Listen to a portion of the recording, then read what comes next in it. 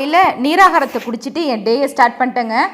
வாசலில் கொஞ்சம் தண்ணி விட்டுட்டு அப்படியே வாக்கிங் போக ஸ்டார்ட் பண்ணிட்டேன். அந்த நாய்க்குட்டி வந்து என்னை பார்த்தோன்னே ஓடிடுச்சு. அப்படியே வாக்கிங் 45 மினிட்ஸ் முடிச்சுட்டு வந்துட்டு குக்கிங் ஸ்டார்ட் பண்ணிட்டேன். இன்றைக்கி வந்து சீக்கிரமாக சமைக்கணும் அப்படின்ட்டு நான் வந்து ஃபாஸ்ட்டாக சமைக்கிறதுக்கு வந்து என்ன பண்ணேன் அப்படின்னு பார்த்தீங்கன்னா, பருப்புலேயே வந்து சௌச்சோ வந்து தனியாக வேக வைக்கும், பருப்புலேயே வேக வச்சுட்டேன். சாம்பாருக்கு தேவையான இதெல்லாம் எடுத்து வச்சுருக்கேன். கடுகு தாளிச்சிட்டு பெருங்காயம் போட்டிருக்கேன். அடுத்தது கடுகு, உளுத்தம்பருப்பு, ஜீரகம், வெந்தயம். வெந்தயம் வந்து ஒரு 4-5 இருந்தால் போதும். ஜீரகம் 1/4 ஸ்பூன் ஓகே போட்டு அப்படியே தாளிக்க வேண்டியதான். அரை பச்சை மிளகா போட்டிருக்கேன் காரத்துக்கு. அப்புறம் ஒரே ஒரு தக்காளி. இதை அப்படியே வதக்கிட்டு பக்கத்தில் கொஞ்சம் தண்ணி கொதிக்க வச்சுட்டு நம்ம என்ன பண்ணலான்னா, இது வதக்கினது அதில் போட்டு உப்பு, சாம்பார் பவுடர் நம்ம எவ்வளோ தேவையோ நம்ம சாம்பார் வைக்கிறதுக்கு தேவையானது நான் வந்து ஒரு 1.25 ஸ்பூன் போட்டிருக்கேன். அதில் போட்டு அப்படியே நம்ம வந்து கொதிக்க விட வேண்டியதான்.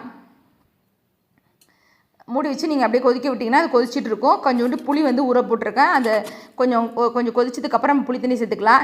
ஏற்கனவே நம்ம வதக்கணும்ல, அதிலே கொஞ்சம் எண்ணெய் இருந்துச்சு. அதே எண்ணெயிலேயே நான் என்ன பண்ணிட்டேன்னா, கடுகு, உளுத்தம் பருப்பு, பச்சை மிளகாய் அது தாளிச்சுக்கிட்டேன். கடுகு வெடிச்சதுக்கப்புறம் வந்து உளுத்தம் பருப்பு போட்டுட்டு அதுக்கப்புறம் பச்சை மிளகாய் போட்டு தாளிச்சிட்டு கட் பண்ண முட்டைக்கோஸ் நான் நைஸாக கட் பண்ணி வச்சுருக்கேன்.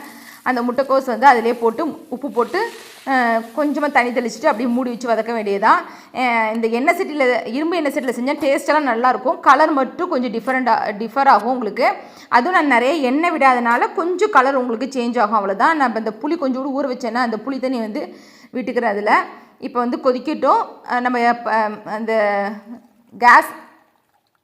கேஸ் ரிலீஸ் ஆனதுக்கப்புறம் குக்கரை ஓப்பன் பண்ணிவிட்டு அதில் பருப்பும் சௌச்சவும் வேக வச்சுருக்கோம்னா அதில் விட்டுடலாம்.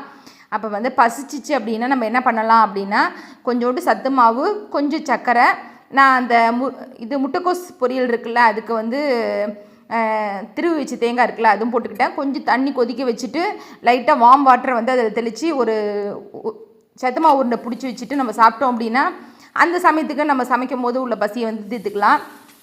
நமக்கு சத்தானது சாப்பிட்டது காலையில் அப்படிங்கிற மாதிரி இருக்கும். இப்போ நான் கருவேப்பிலை போட்டுட்டேன். இந்த சௌச்சவும் பருப்பு வேக வச்சேன்னா அது வந்து அதில் போட்டிருக்கேன். கருவேப்பிலை கொத்தமல்லி போட்டிங்கன்னா சாம்பார் ரெடி, சத்து மாவு உருண்டை ரெடி, சாப்பிட்லாம்.